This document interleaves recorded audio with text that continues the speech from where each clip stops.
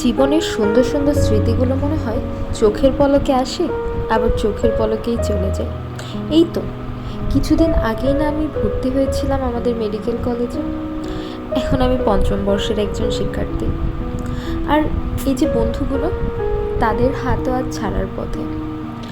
আমাদের এই বন্ধুত্ব 3.5 বছর, এবং আমরা একসাথে একটি বাসায় উঠেছিলাম। আর এখন প্রায় শেষ মুহূর্ত। এই যে সাগরের জোয়ারের মতো বন্ধুত্ব আমাদের জীবনে আসে, আবার চলে যায়, কিন্তু এই রেশটা থেকে যায় বহু বছর। আমাদের এই বাসায় উঠে প্রতিটা দিন, প্রতিটা মুহূর্ত ছিল এক অন্যরকম গল্প। আমাদের আবেগ দিয়ে সাজানো ছিল এই বাসা।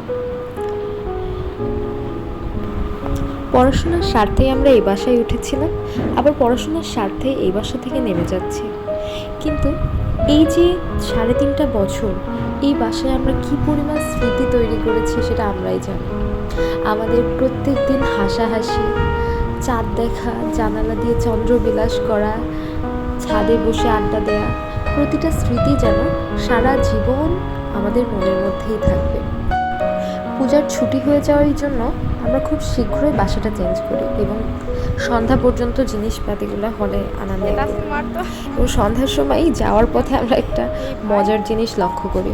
দেখি একটা সাপ, কিন্তু সাপটা খুবই অদ্ভুত রকমের। মাথাটা খুবই সরু, বাট বডিটা অনেক মোটা। আর এটা একদম গেটের সামনে ছিল। সো আর পিএমসিতে এরকম সাপ প্রায় দেখা যায়। তো একজন জুনিয়র এটাকে মারলো, আর এত ক্রিপি লাগতেছিল জিনিসটা। যাই হোক, তারপরে আমরা বাসায় চলে আসি, কারণ সন্ধ্যা হয়ে গেছিল। আর আমরা ভাবছিলাম এরপরে আরেকটা রাত আমাদের স্টে করা হবে আমাদের বাসায়, but that was the last night in our home. আমরা পরের দিনই নিজ নিজ বাসায় চলে আসি।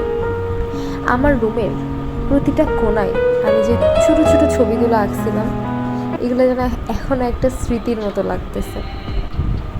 ভাবলেই অবাক লাগে, জীবনে এরকম কত মানুষ আসছে, চলে যাচ্ছে, কত স্মৃতি তৈরি হচ্ছে, সেগুলো নিয়েই আবার আমাদেরকে সামনের পথে চলে যেতে হচ্ছে।